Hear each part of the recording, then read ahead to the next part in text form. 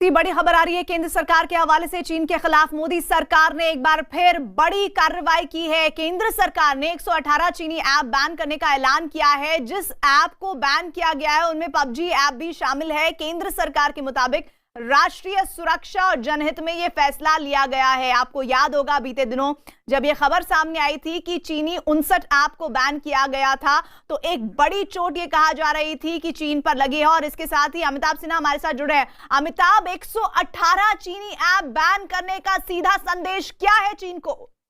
ये एक तरह से कहा जा सकता है सीधी सीधी एक सर्जिकल स्ट्राइक है चीन की कंपनियों पर। पिछली बार आईटी मिनिस्ट्री में भारत सरकार ने, मोदी सरकार ने 59 चाइनीज ऐप बैन किए थे और इस बार 118 चाइनीज ऐप बैन किए। चीन की अर्थव्यवस्था को, चीन की कंपनियों को एक बहुत बड़ा झटका है।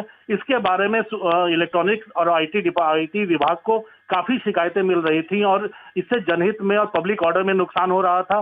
इससे राष्ट्रीय सुरक्षा को नुकसान हो रहा था क्योंकि इससे जुड़ी हुई, इससे जो भी इनको यूज कर रहा था इसके डिटेल सारे चीन जा रहे थे। इसके बाद गृह मंत्रालय ने अपनी रिकमेंडेशन दी।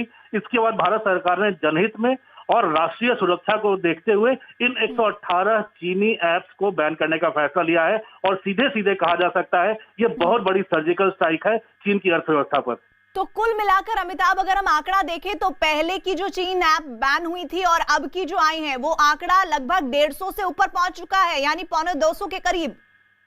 बिल्कुल, 118 ये हो गई, 60 पहले, 59 पहले बैन हो चुकी थी। अब आंकड़ा लगातार बढ़ता जा रहा है और सिर्फ और ये बहुत बड़ी कार्रवाई, क्योंकि चीन अपने आप को इनोवेशन में, अपने आईटी में काफी आगे मानता है। उन कंपनियों को काफी बड़ा नुकसान झेलना पड़ रहा है और कई कंपनियों के अपने खरीदार ढूंढने पड़ रहे हैं ताकि उनका कामकाज आगे बढ़ सके। तो ये काफी चीनियों को काफी बड़ा झटका है, खासकर तब जब अभी भी लद्दाख की सीमा पर चीन तनातनी के लिए उतारू आमदा है। ऐसे में भारत सरकार की ये सर्जिकल स्ट्राइक और आईटी मंत्रालय की, रविशंकर प्रसाद के मंत्रालय की सर्जिकल स्ट्राइक काफी मायने रखती है और चीन को काफी कड़ा संदेश भी देगी।